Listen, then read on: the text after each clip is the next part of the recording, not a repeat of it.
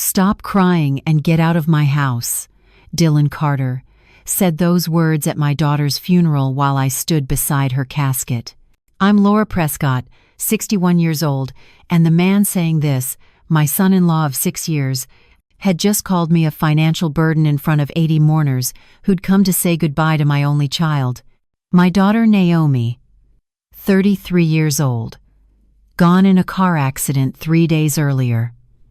And her husband thought this was the appropriate moment to discuss real estate. If you're watching this, please subscribe and let me know where you are watching from. Because what happened next will show you that sometimes the quietest person in the room is the one you should never underestimate. I need you to understand who I am before this story makes sense. For 35 years, I worked as a certified public accountant. Started at 26, doing taxes for small businesses in Atlanta's West End, built Prescott Financial Services from nothing, serving working families and small business owners who needed someone who understood their world. I retired 3 years ago when my husband Robert got sick, pancreatic cancer. I spent his last 18 months managing his care, watching him fade, learning what it meant to lose your partner of 38 years. Robert died 2 years ago. Then, 2 months ago, I got the call about Naomi. Single vehicle accident on I-85, died at the scene. The officer said she didn't suffer, but how would he know? How would anyone know what those last seconds felt like for my baby girl? I'd built the house on Moreland Avenue in 1991, when Naomi was still a toddler. Robert and I designed every room. I was 27 years old, newly promoted to senior accountant, pregnant, determined to give my daughter stability. We couldn't afford much, but we could afford that lot and the materials. Robert did most of the construction work himself, nights and weekends. I did the books, managed the budget, made sure every dollar stretched. That house wasn't just property. It was proof that we'd built something that would last. Current value, according to the property tax assessment I'd received last month, $485,000. But to me, it was priceless. Dylan and Naomi had lived there for 6 years, since they got married in 2018. I'd welcomed him into our home because Naomi loved him, because family meant something. Robert was already sick by then, and having them there felt right. Like the house was serving its purpose, sheltering the next generation. I should have seen the signs earlier. The way Dylan looked at the house like he was calculating square footage instead of making memories. The way he talked about property values at dinner, about market trends, about what this neighborhood could become with the right kind of development. He was a real estate agent for Keller Williams, spent his days flipping other people's homes into profit margins. But I'd been too focused on grief. First Robert, then trying to maintain some relationship with Naomi, who'd grown distant over the years. We'd had our struggles when she was younger, especially during her college years when I was building the business and working 70-hour weeks. I'd missed things. Dance recitals, parent meetings, moments I couldn't get back. By the time I retired and tried to rebuild our relationship, there was a wall between us I didn't know how to scale. Dylan had become the bridge. He'd invite me to dinner, include me in their plans, treat me like family. I'd been grateful for that. Grateful that even though my relationship with Naomi was complicated, I still had access to her life. Now I understood. Dylan hadn't been kind. He'd been strategic. At the funeral, he'd orchestrated everything. The service at First Congregational Church where Robert and I had been members for 40 years. The flowers, white roses that Naomi had never particularly liked. The music, contemporary gospel instead of the Motown classics she'd grown up with. When I'd suggested we play Aretha Franklin, something Naomi actually loved, Dylan had cut me off. "Laura, let me handle this. You're too emotional to make good decisions right now." Too emotional. At my daughter's funeral, I'd sat in the front pew wearing the black dress I'd worn to Robert's funeral, watching Dylan greet mourners like he was hosting a networking event. Firm handshakes, meaningful eye contact, the performance of grief from someone who understood optics. Then came the reception at the house. My house, though I was starting to realize Dylan had stopped seeing it that way years ago. He'd pulled me aside in the kitchen, the one Robert had renovated when Naomi was in middle school. "Laura, we need to talk about your situation." "My situation?" "You're financially dependent now. Naomi was helping with your expenses, and with her gone," he'd shrugged like he was discussing a failed investment. "I can't carry that burden." "Burden?" The word landed like a slap. "I've been generous letting you stay here," he continued, "but this house is mine now. Everything Naomi owned is mine. That's how marriage works." I'd stood there in my kitchen, surrounded by casserole dishes from neighbors who'd known me for 33 years, listening to this man explain property law to a CPA who'd spent 3 decades managing other people's money. "I'm giving you 45 days, Dylan said. "That's fair, right? Time to find a senior apartment somewhere." "I've already looked into places. Madison Park has studios for $950 a month. That should work on your Social Security." $950 a month.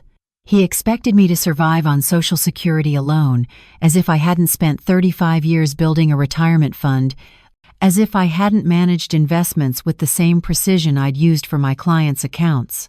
"Dylan," I said quietly, "I think there's been a misunderstanding." "No misunderstanding." I checked with my attorney. Naomi didn't have a will, so everything goes to me as her spouse.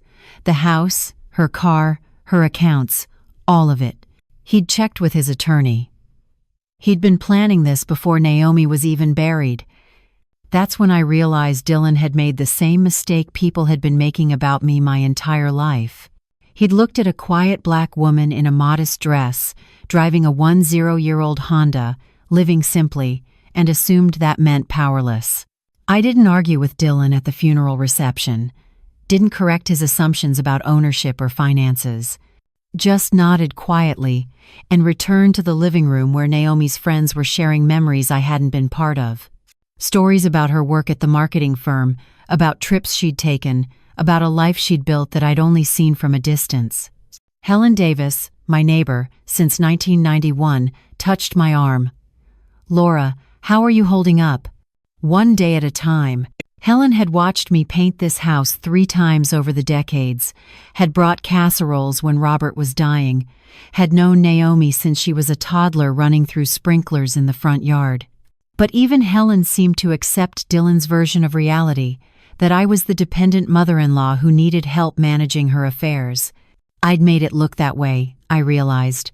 The simple lifestyle, the old car, the quiet presence in my own home, while Dylan held court. I'd been so focused on grief, on trying to maintain some connection with Naomi, that I'd become invisible in my own life. After the last guests left, Dylan had cornered me again. "I'm serious about the timeline, Laura. 45 days. I need to list this property before the market shifts. Spring's the best time to sell in Atlanta, and I've already got buyers interested." "You've already got buyers?" "I'm a real estate agent. I know how to position a property. This house, with updates, could pull $520,000, maybe more, but I can't renovate with you still here." He'd been calculating profit margins while planning his wife's funeral. That night, alone in the house that suddenly felt foreign, I'd sat at the kitchen table Robert had refinished and made my own list. Not of what I was losing, but of what Dylan thought he was gaining. The house. 2,800 square feet on a corner lot in East Atlanta, built with our own hands and savings. Mortgage paid off in 2009, the same year Naomi graduated from Georgia State. Current assessment $485,000, though Dylan claimed it could sell for more with the right staging. Naomi's life insurance through her marketing firm, $175,000. Dylan had already mentioned using it for renovations and investment properties. The furniture, Robert's grandmother's dining set. The bookshelf he'd built when Naomi was learning to read. The china cabinet I'd inherited from my mother, not valuable to appraisers, but priceless to me. My dignity, watching Dylan parade around like he'd inherited an empire when he'd actually inherited nothing at all. But what bothered me most wasn't the money or even the house. It was the erasure. Dylan was systematically removing every trace of the life Robert and I had built here. He'd already taken down the family photos from the mantle. Naomi's childhood artwork had disappeared from the hallway. Even my CPA licenses and community service awards were gone from the den wall. "I'm updating the decor," he'd explained when I asked. Naomi always said this place needed modernizing. Modernizing, as if 33 years of memories were outdated furniture that needed replacing. The cruelest part was his confidence. His absolute certainty that he held all the cards, that I had no options, no power, no recourse. He'd even printed out a timeline, actually printed it like I was a tenant getting evicted. January 18th, the date circled in red. "That gives you plenty of time to find suitable housing," he'd said. "I've researched facilities. Brookhaven Senior Living has openings. They accept Medicaid if your Social Security isn't enough." Medicaid. Like I was some charity case who'd never contributed anything, never built anything, never planned for my own future. "What about the property tax bill?" I'd asked, testing him. "What about it?" "It's due in March. $6,800. Dylan had waved his hand dismissively. "I'll handle it after you move out." Part of taking over ownership. He didn't know. He'd lived here for 6 years and never once looked at the actual property records. Never asked who paid the taxes, who held the deed, who actually owned the house his wife had grown up in. That Wednesday morning, 2 days after the funeral, I'd driven to my storage unit, the one I'd rented when I closed Prescott Financial Services, where I'd stored 35 years of business records, client files, and personal documents. Everything organized in labeled boxes, because that's what CPAs do. We document, we preserve, we prepare. I'd pulled out the box marked Property Moreland Avenue and spread the contents across the hood of my Honda. The original deed, from 1991, showing Laura Prescott as sole owner. Robert and I hadn't been married yet when I bought the land. I'd used my savings, my credit, my name. We'd married 3 months later, but the property had always been mine. The mortgage documents, showing every payment made from my account. Paid off in 2009, 6 years before Robert got sick, 9 years before Dylan married Naomi. The property tax receipts, going back 33 years. Every single one paid from my checking account. The most recent one, from 2024, showed the assessment of $485,000 and listed me, Laura Prescott, as the taxpayer of record. The will Robert and I had made together in 2016, when he was first diagnosed. Clear language stating that the Moreland Avenue property was my separate property, to remain mine regardless of what happened to him. Our attorney had been thorough. And finally, the most important document. A letter from Naomi, written 18 months ago, found in the box with her important papers. I'd discovered it when collecting documents for the funeral. She'd left it with her birth certificate and Social Security card, like she knew someone would need to find it eventually. "Mom," it started, "if you're reading this, something happened to me. I need you to know that Dylan doesn't understand our family finances. He thinks the house is mine. He thinks I was supporting you. I never corrected him because it was easier than explaining. But you need to know, if anything happens to me, that house is yours. It was always yours. Don't let him take it. Don't let him erase what you and Dad built. I'm sorry I was distant. I'm sorry I let him think things that weren't true. I love you, Naomi." I'd sat in that storage unit reading my daughter's last words, understanding that she'd known. She'd known Dylan was calculating, had known he saw assets instead of family, had known I'd need protection. Thursday morning, I called Margaret Collins. She'd been my attorney for 20 years, had handled Robert's estate, had drafted our wills, knew every detail of my financial life. Her office was in Buckhead, the kind of glass tower that Dylan probably thought people like me couldn't afford. "Laura, I'm so sorry about Naomi. I should have called sooner. I need your help, Margaret." "Legal help." "Of course. What's going on?" I told her everything. Dylan's demands, the 45-day timeline, his assumption that he'd inherited the house, his plans to sell. And then I told her about the documents, about Naomi's letter, about 33 years of property records that Dylan had never bothered to examine. Margaret was quiet for a moment. "He actually thinks he owns your house? He's already pricing renovations." "Laura, this is straightforward. You have clear title. Naomi never owned that property, so there's nothing for Dylan to inherit. The house is yours, free and clear." "I know that. But Dylan doesn't. So we inform him. I'll draft a letter, send it certified mail, explain the situation. He'll be embarrassed. But that's on him for making assumptions." "Margaret," I stopped her. "I need to think about this carefully." "Think about what?" "He's trying to evict you from your own home." "I know, but he's also my daughter's husband, was my daughter's husband. He's grieving too, in his own way. Grieving doesn't give him the right to steal your property."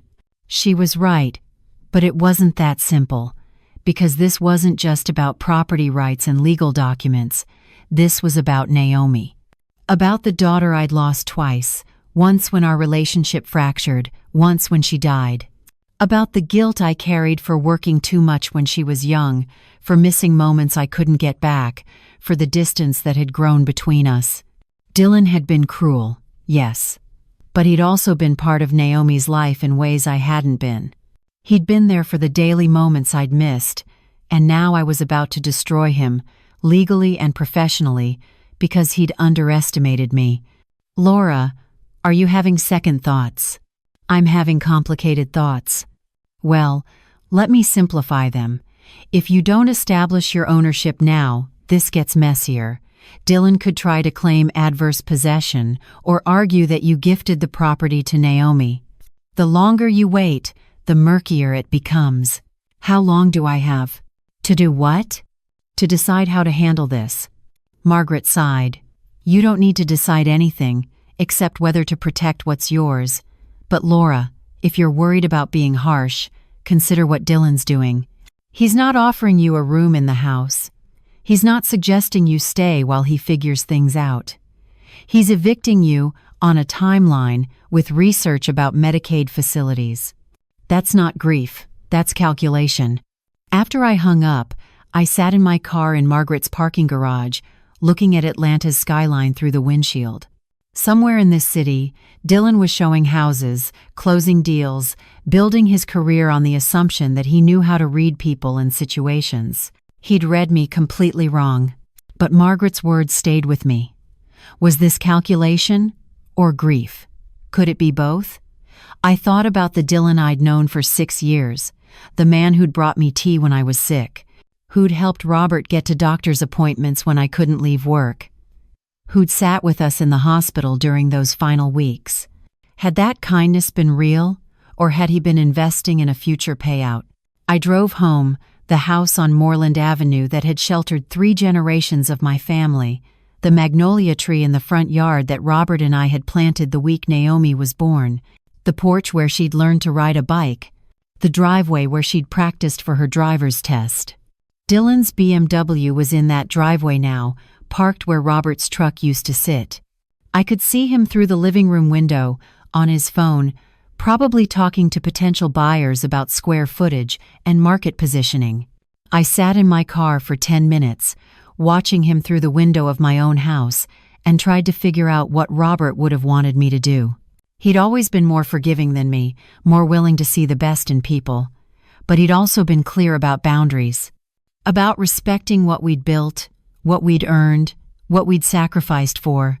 When I finally walked inside, Dylan was in the kitchen, laptop open, papers spread across the table, renovation estimates, staging proposals, market analyses showing comparable sales in the neighborhood.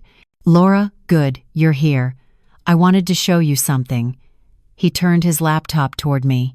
I've been researching senior living facilities. This one in Decatur has a wait list, but I know someone on the board. I think I can get you moved to the top of the list. They have activities, meal plans, everything you'd need. He was so confident, so certain that he was helping me, managing my transition into the next phase of my diminished life. Dylan, can I ask you something? Sure. In the 6 years you've lived here, did you ever look at the property tax bills? He blinked. Why would I look at property tax bills? Curiosity? Understanding the household expenses? Naomi handled all that. She was better with paperwork than me. He gestured at his laptop. I focus on big picture stuff. Strategy, market positioning, that's where my skills are. Big picture. He'd lived in this house for 6 years without ever looking at who actually paid the bills, who owned the property, who held the deed. He'd made assumptions based on his own narrative and never questioned them. Dylan, I think we need to have a serious conversation. About the timeline? Look, if you need a few extra days, I can probably work with that. But I really need to list this property by February. Spring market is crucial. It's not about the timeline. Then what? He looked at me with something between impatience and pity. The look you give someone who's struggling to understand basic concepts. Laura, I know this is hard. Change is always hard, especially at your age. But you'll adjust. Senior living isn't like it used to be. These places are nice now. At my age, like 61 was ancient. Like I was mentally declining, like I needed someone younger and smarter to manage my decisions.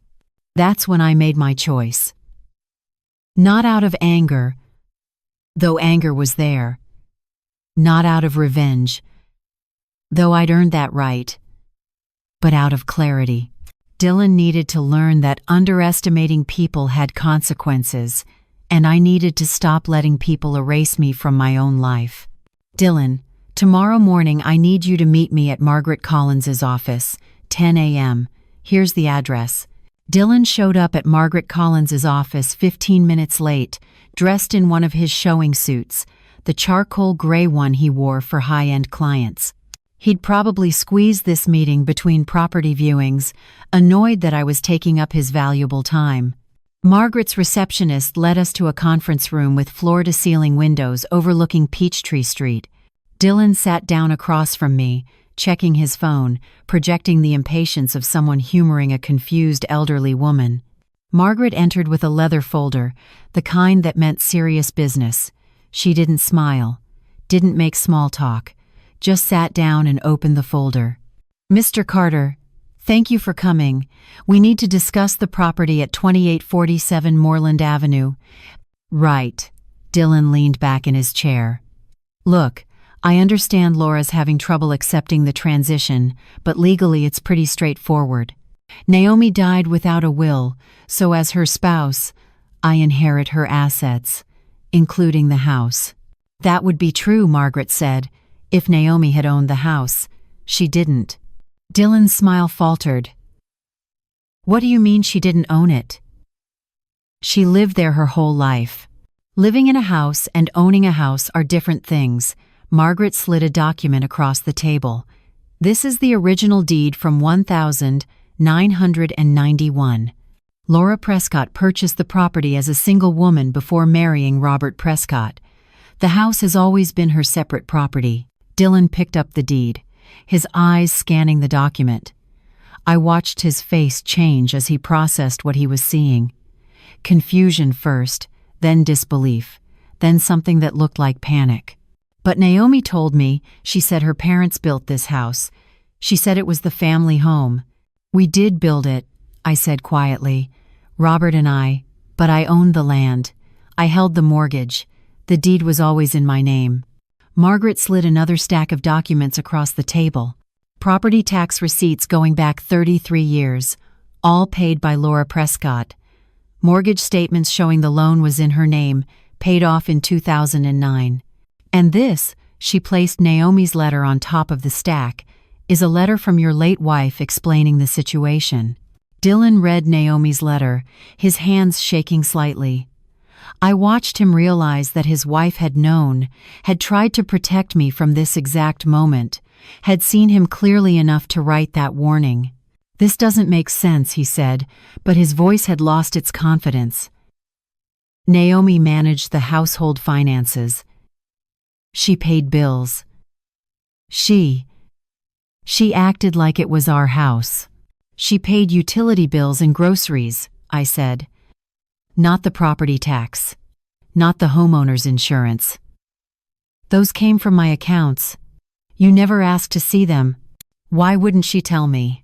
According to her letter, she tried. You didn't listen. Margaret's voice was crisp, professional. Mr. Carter, you've been living in Laura's house as her guest. You have no ownership claim. You have no inheritance rights to this property. And the 45-day eviction notice you gave her has no legal standing. Dylan stared at the documents, his real estate agent brain probably calculating how badly he'd miscalculated. So what happens now? That's up to Laura, Margaret said. They both looked at me. Dylan's face had gone from confident to desperate. The man who'd researched Medicaid facilities for me was now the one who needed help. Laura, I made a mistake. A huge mistake. But you have to understand, I thought. Everyone assumes that when someone grows up in a house, everyone assumes, I interrupted. You assumed. You didn't ask. You didn't check. You just decided you knew how things were. And acted accordingly. I'm sorry. God, I'm so sorry. I was grieving, and I wasn't thinking clearly, and you were thinking clearly enough to research senior housing before Naomi was even buried. You were thinking clearly enough to contact buyers about listing the property. You were thinking clearly enough to print out an eviction timeline. Dylan put his head in his hands. What do you want from me? That was the question, wasn't it? What did I want? I could evict him immediately, could make his life as difficult as he'd tried to make mine, could enjoy watching him scramble to find housing, to explain to his real estate colleagues why he'd been living in a house he didn't own, making plans for a property that was never his. But watching him sit there, broken and embarrassed, I felt something unexpected. Not satisfaction, not victory, just exhaustion. Because this wasn't about winning. This was about my daughter being gone, about my husband being gone, about being 61 years old and alone in a house that suddenly felt too big and too full of ghosts at the same time. I want you to understand what you did, I said finally. You didn't just try to take my house. You tried to erase me. You treated me like I was nothing, like 35 years of work meant nothing. Like building that house from the ground up meant nothing. You saw a quiet black woman and assumed she was powerless. It wasn't about race. It's always about race, Dylan. Maybe not consciously, maybe not maliciously, but it's always there. You looked at me and saw someone who could be dismissed. Someone who wouldn't fight back.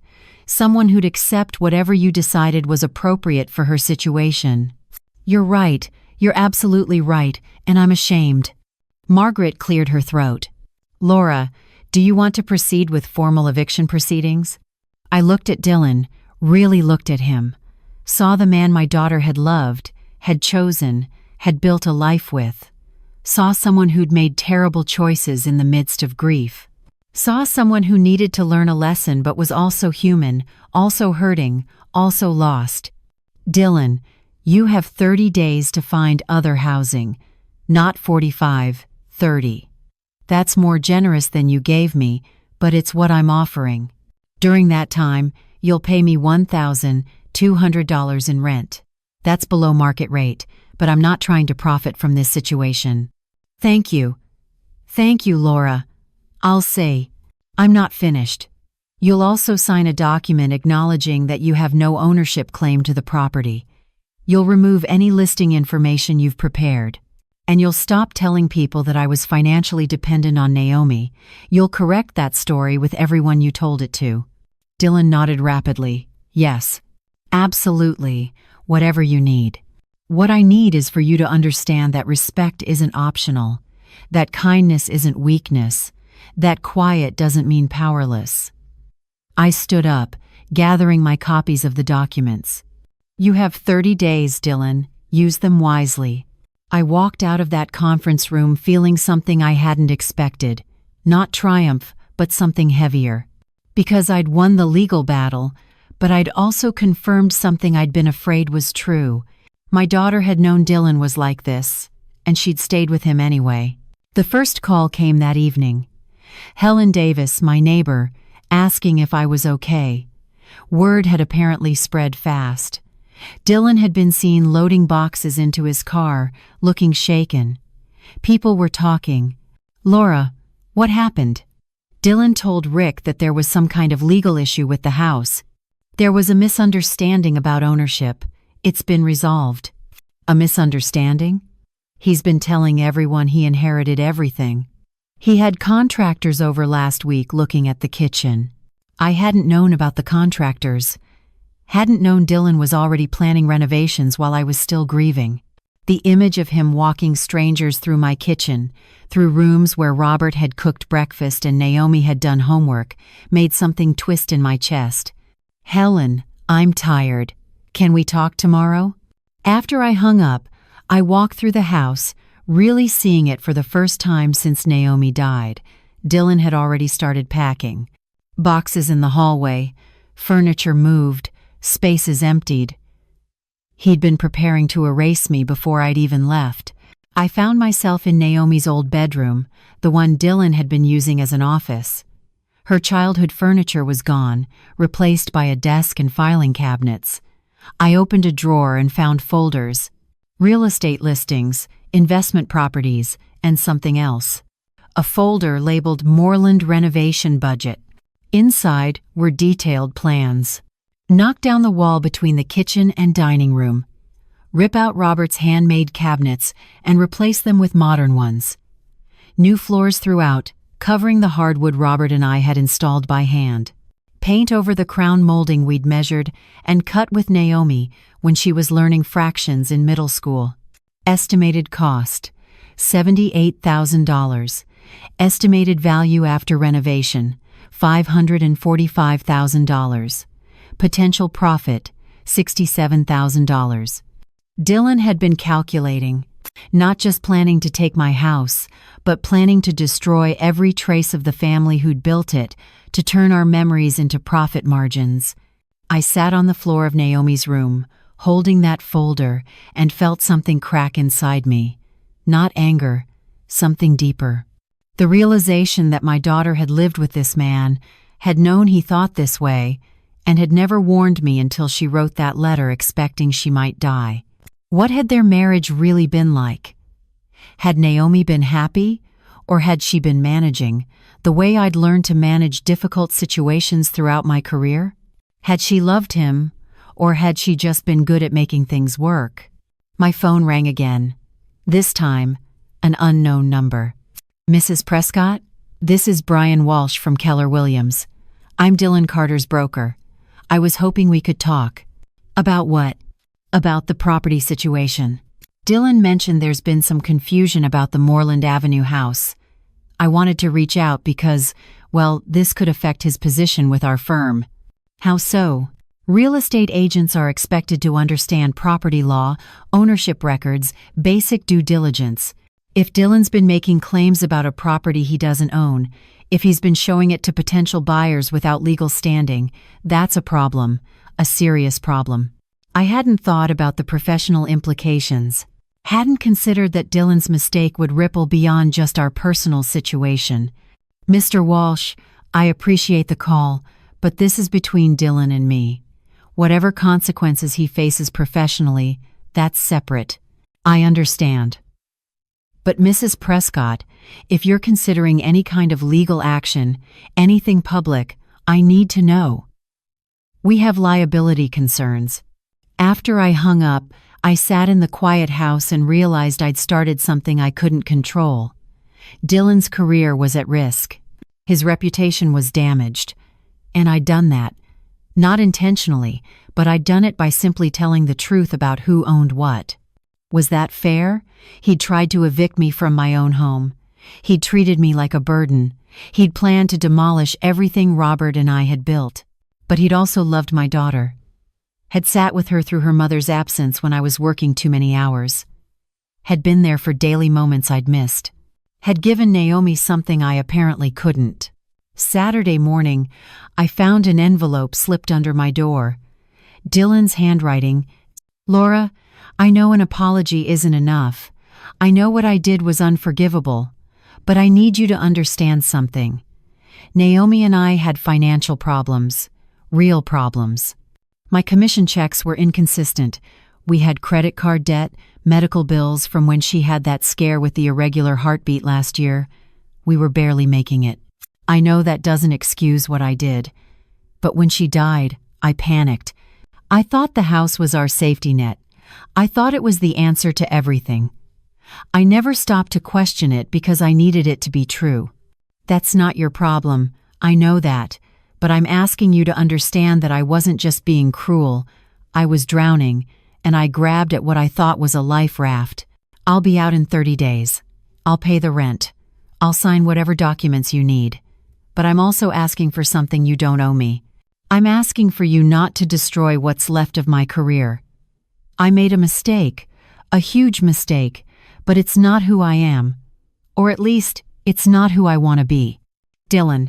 I sat at the kitchen table reading his letter, thinking about Naomi's medical scare that I hadn't known about, thinking about financial struggles my daughter had hidden from me, thinking about how much of her life had happened in spaces I wasn't invited into. Had I pushed her away with my focus on work, on building security, on creating stability through money instead of presence? Had Dylan filled spaces I'd left empty?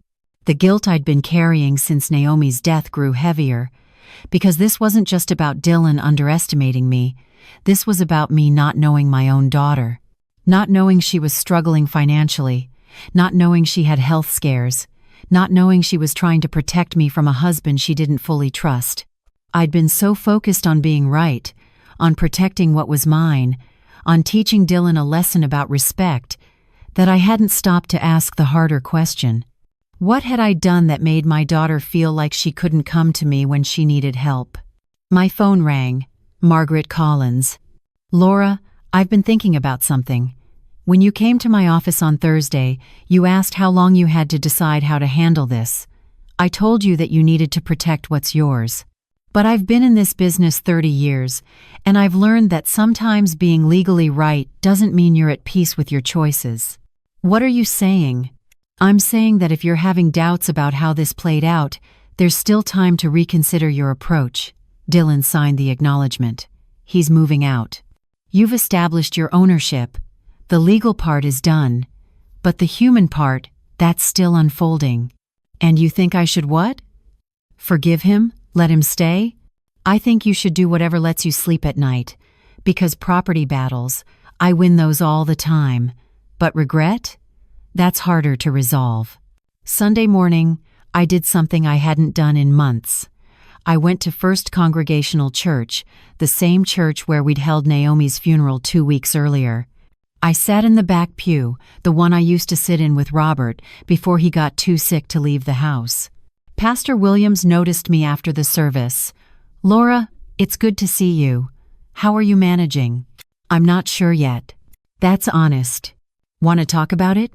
We sat in his office, surrounded by books about grace and redemption and forgiveness, concepts that felt theoretical when you were sitting in the middle of actual hurt.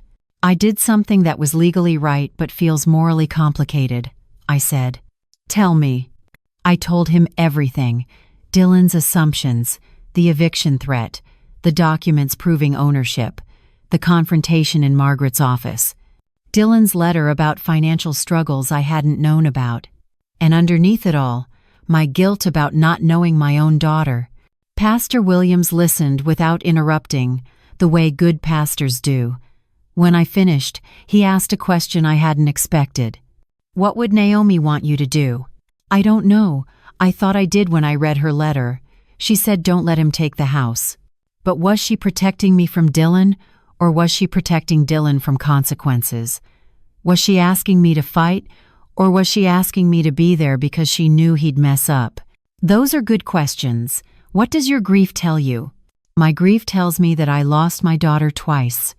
Once when our relationship fractured because I was too busy building security instead of being present, and again when she died. And now I'm using that security I built to punish the man who was there for her when I wasn't.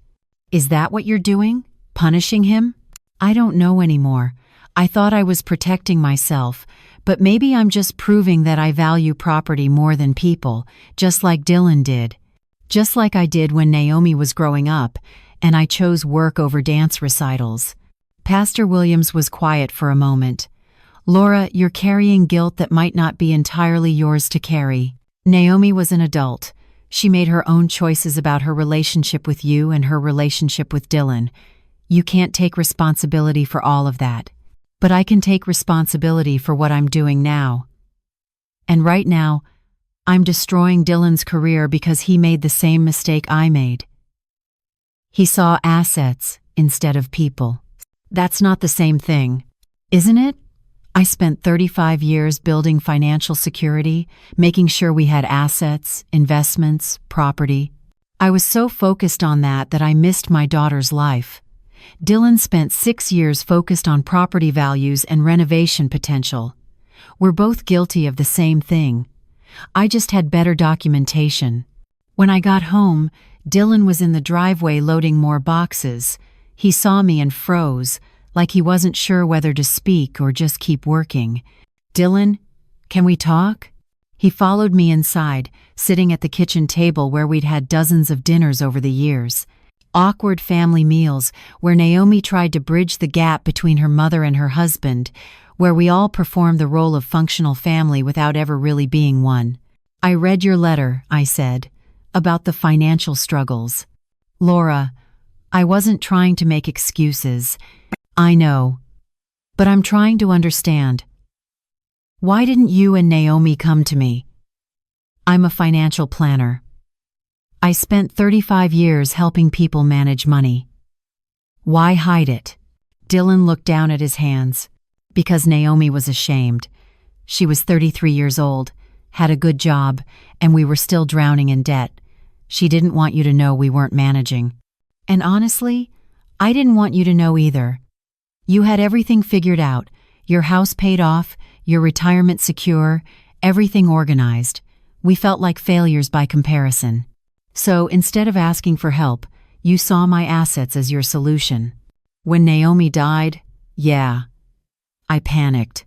I saw the house and the insurance money and I thought, this is it. This is how we get out of the hole. I didn't think about what it meant. I didn't think about you. I just thought about surviving. I sat across from him, looking at this man who'd been part of my life for 6 years, who I'd never really known. "Dylan, did Naomi tell you about her health scare? The irregular heartbeat?" "Last year. It was terrifying. They did all these tests, thought it might be serious. Turned out to be stress-related, but the bills, even with insurance, they were devastating. Why didn't she tell me?" "She said you'd had enough.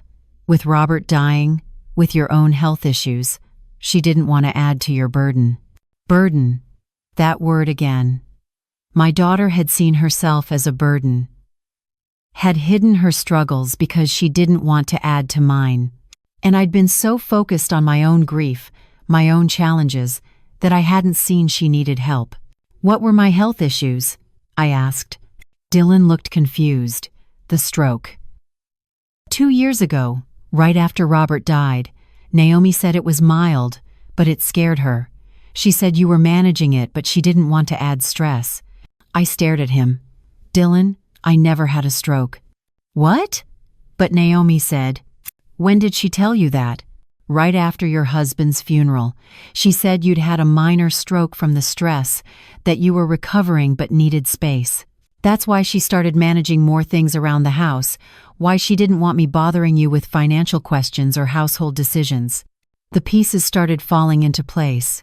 Naomi had lied to Dylan about my health to protect me from his financial questions. Had created a narrative where I was fragile, declining, needed to be managed carefully. She'd been running interference between us, controlling information flow, trying to keep peace by controlling perception. Dylan, I'm 61 years old and healthy, no stroke, no declining health. Naomi made that up. He looked stunned. Why would she lie about that? Because she was trying to protect both of us. She knew you saw assets when you looked at this house. She knew I saw dissolution when I looked at your marriage. She was managing us both, keeping us apart so we wouldn't clash. So she was, manipulating us? She was surviving. She was trying to keep her mother and her husband from destroying each other while she dealt with financial stress and health scares and a marriage that was probably harder than she let either of us see. We sat in silence, both of us realizing that the person we'd been fighting about, had been playing a much more complicated game than either of us understood. Laura, what do we do now? I don't know, but I think we start by being honest. You're not leaving in 30 days because you don't have anywhere to go. The rental market in Atlanta is brutal, and you can't afford first and last month plus deposit on multiple places while you're looking. I'll figure something out. Stop. Just stop pretending. You're drowning financially. You tried to steal my house because you're desperate. And I'm sitting here in a house that's too big for me, that's full of ghosts, that I kept because it represented security, but actually represents everything I sacrificed connection for. What are you saying? I'm saying that maybe we're both wrong about what we need. Monday morning, Brian Walsh from Keller Williams showed up at my door unannounced. He was younger than I expected, maybe 40, wearing the kind of expensive suit that real estate brokers use to project success. Mrs. Prescott, I apologize for coming by without calling first, but I need to discuss Dylan Carter's situation with you directly. I invited him in, offered coffee he declined, and we sat in the living room where Dylan had held court during Naomi's funeral reception. Dylan submitted his resignation this morning, Brian said, before we could make any decisions about his status with the firm. He resigned? He said he couldn't represent himself as a real estate professional when he'd failed to understand basic property ownership in his own home. His words, not mine. I hadn't expected that. Hadn't expected Dylan to fall on his sword professionally before anyone pushed him. Mr. Walsh, why are you here? Because Dylan's resignation creates problems. If this becomes public, if clients find out one of our agents didn't know who owned the house he was living in, it reflects on all of us. Real estate is built on trust and competence.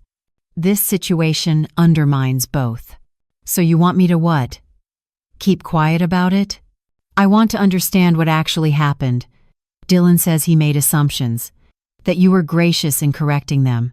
But there are rumors circulating that are more complicated than that. What kind of rumors? Brian shifted uncomfortably. That Dylan tried to evict his mother-in-law from her own home. That he was planning to sell property he didn't own. That he was calculating renovation profits before his wife was even buried.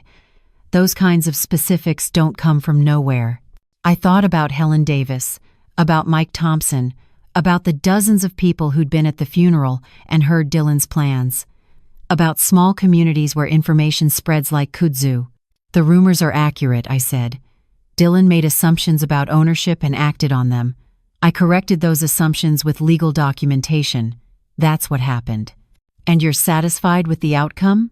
With him resigning, losing his income, facing professional embarrassment? Mr. Walsh, are you asking if I feel guilty? I'm asking if there's any way to contain this situation that doesn't destroy a young man's career over a mistake made during grief. Young man. Dylan was 34. Old enough to know better. Old enough to check property records before planning to evict someone. But Brian Walsh saw someone worth protecting, someone whose career mattered more than the truth about what he'd done. Dylan's career isn't my responsibility, I said. He made choices. He's facing consequences. That's how accountability works. With all due respect, Mrs. Prescott, in the real estate industry, reputation is everything. If this story spreads, Dylan won't just lose one job. He'll be unhireable. No firm will take the liability risk. Then he should have thought about that before he tried to steal my house. Brian stood up, his professional courtesy fading. You're a black woman in Atlanta. You understand how hard it is to build something, to establish credibility, to overcome assumptions people make about you, and now you're willing to destroy someone else's career because he made a mistake? There it was, the appeal to shared struggle. The suggestion that I should protect Dylan because I understood discrimination, because I knew what it meant to be underestimated. Mr. Walsh, I spent 35 years building credibility in a profession that didn't always welcome black women. I did it by being meticulous, by documenting everything, by never giving anyone a reason to question my competence. Dylan's problem isn't that someone's destroying his career. His problem is that he destroyed his own credibility through carelessness and arrogance. So you won't help contain this? I won't lie about what happened. Beyond that, what people choose to believe or share is their decision. After Brian left, I called Margaret Collins.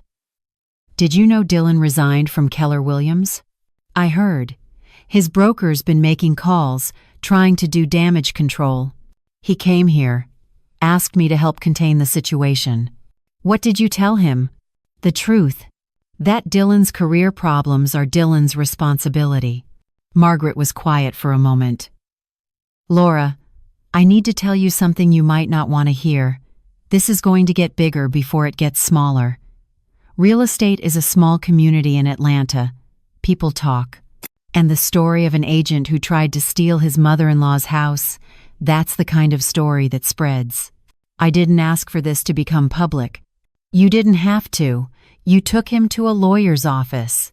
You established legal documentation. You corrected his assumptions in a way that left a paper trail. That's public whether you intended it or not.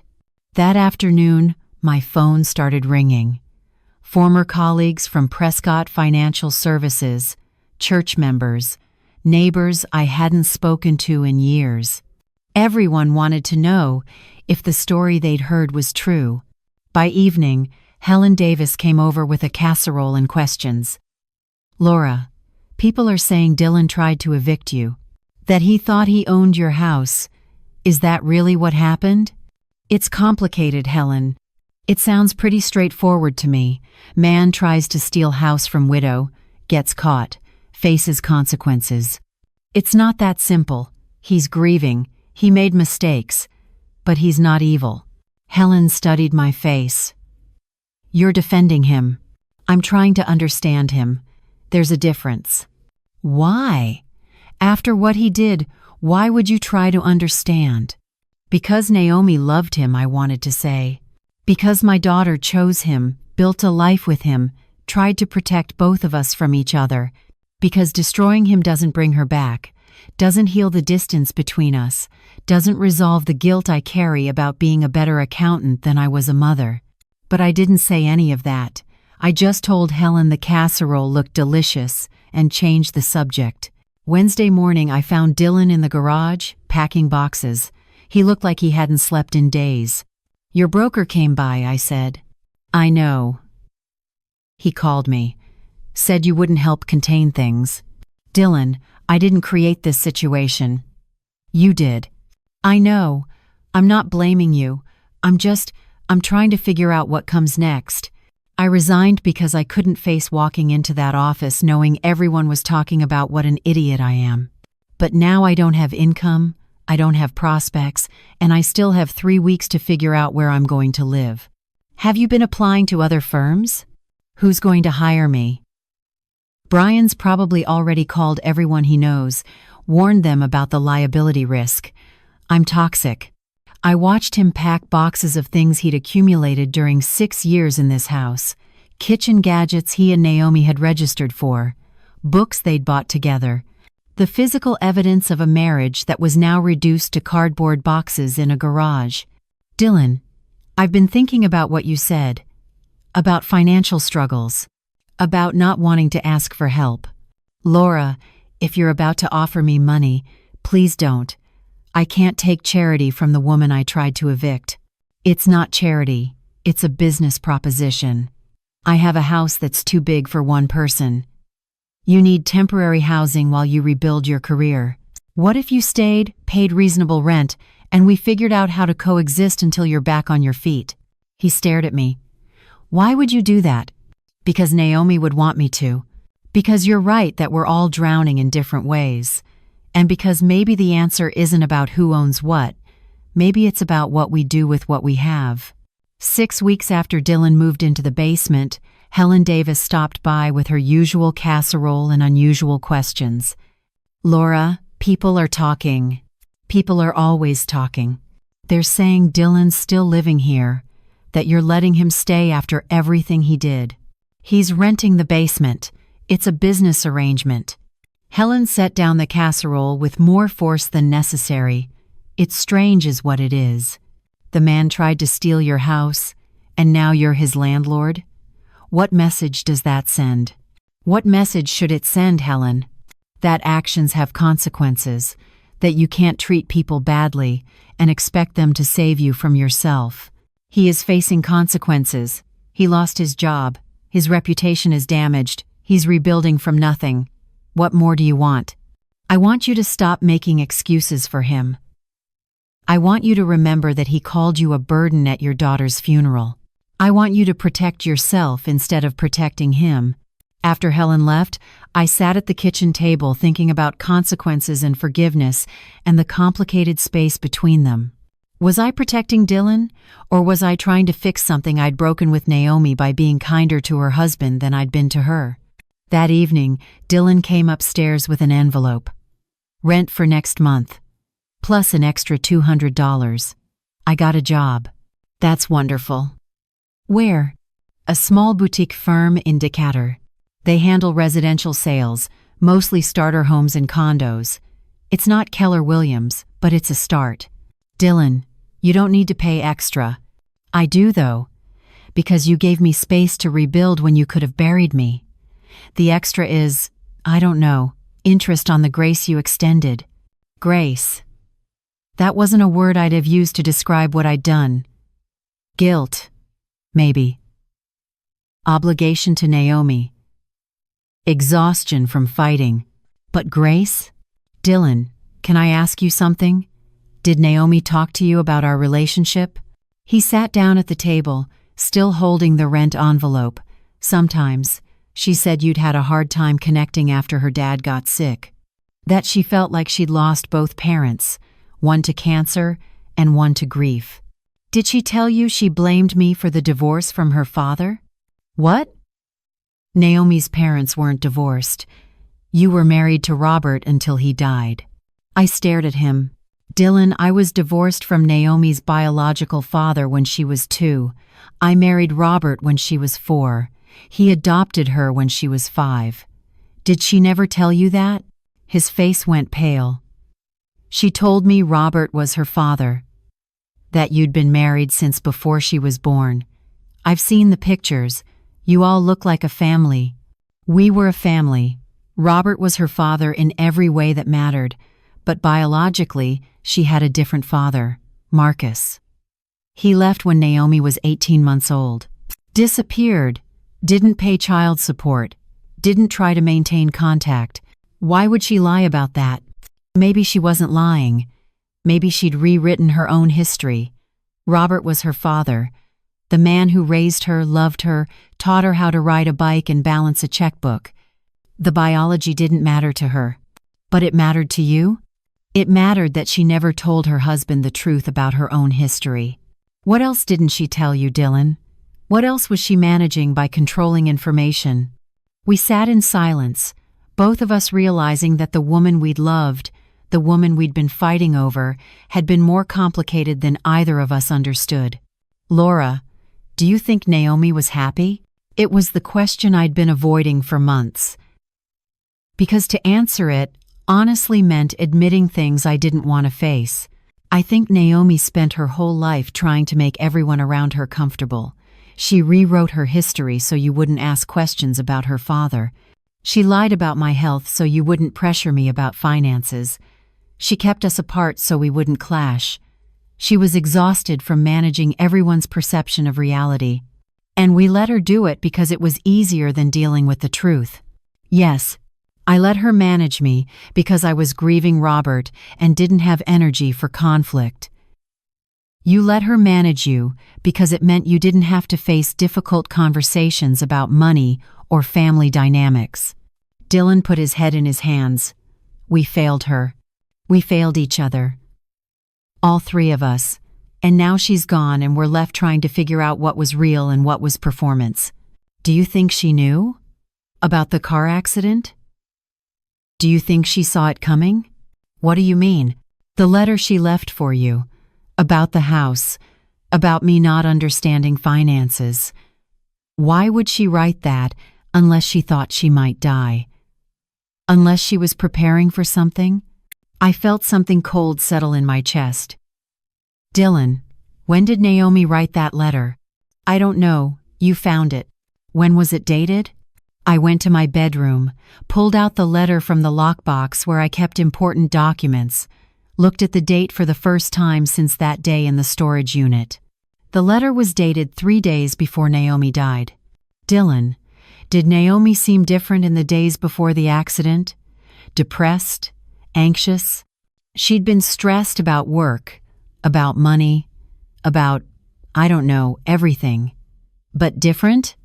I don't think so. Why? Because she wrote this letter 3 days before she died. People don't write letters about property distribution and family protection unless they're preparing for something. You think she knew something was going to happen? I think she was carrying weight we didn't see, and maybe that weight was heavier than either of us realized. We sat at the kitchen table, the letter between us, both of us facing a possibility neither wanted to voice.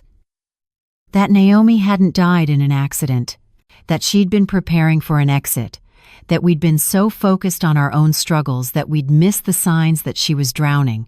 The police report said single vehicle accident, Dylan said quietly. No other cars involved, no brake marks, no sign of swerving to avoid anything. Did they test for whether it was intentional? I don't know. I never asked. I couldn't face that possibility. Neither could I. We sat in the house Naomi had grown up in, the house she'd tried to protect me from losing, the house that represented everything we'd built and everything we'd failed to see. And we finally faced the truth we'd both been avoiding. That maybe Naomi hadn't died in an accident at all, that maybe she'd chosen to leave, and we'd been fighting over property and money and respect while missing the real tragedy. That we'd lost her long before that day on I-85. We just hadn't known it yet. We never found out for certain. The police report said accident. The insurance company paid out. The medical examiner found no evidence of intent. But Dylan and I both knew that sometimes the absence of evidence isn't the same as evidence of absence. 3 months after Naomi died, we were still living in the same house. Dylan in the basement, me upstairs, both of us orbiting around the ghost of a woman who'd spent her life managing our perceptions of reality. Dylan's new job was going well. He'd found his footing selling starter homes to young families, people who reminded him of who he and Naomi had been before debt and pressure and unspoken struggles had fractured everything. I'd started volunteering at a nonprofit that helped single mothers with financial literacy, teaching women what I'd spent 35 years learning, trying to help them avoid the mistakes I'd made, the choices between career and presence that had cost me my relationship with my daughter. We had dinner together now, sometimes. Not every night, but enough that the house felt less empty. We talked about Naomi, carefully at first, then more honestly. About the woman she'd been, the struggles she'd hidden, the weight she'd carried trying to protect everyone around her from difficult truths. "Do you regret it?" Dylan asked one evening. "Letting me stay?" "I regret a lot of things. That's not one of them." "People think you're crazy." Helen still brings it up every time she sees me. Helen thinks a lot of things. Most of them are none of her business. But she's right that I tried to take your house. that I treated you terribly, that by any reasonable standard, I shouldn't be sitting here eating dinner you cooked. By any reasonable standard, we should both be alone. Me in this house with my guilt, you somewhere else with yours. But Naomi spent her whole life trying to keep people from being alone with their pain. Maybe the least we can do is honor that by not doing it to each other. 6 months after Naomi died, Dylan moved out. Not because I asked him to, but because he was ready. He'd saved enough for first and last month's rent on an apartment in Decatur. Had rebuilt enough of his career to feel stable. Had processed enough of his grief to face living alone.